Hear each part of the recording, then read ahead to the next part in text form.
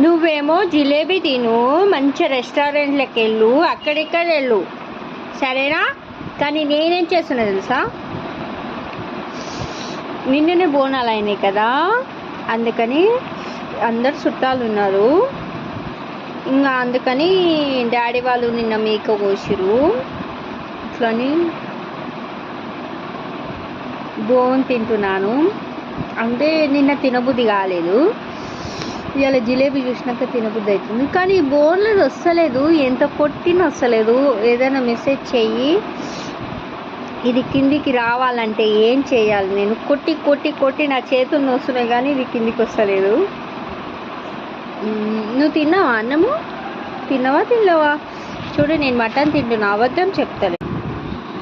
వివాహ భోజనంబు వింతైన ఎంత కమ్ము.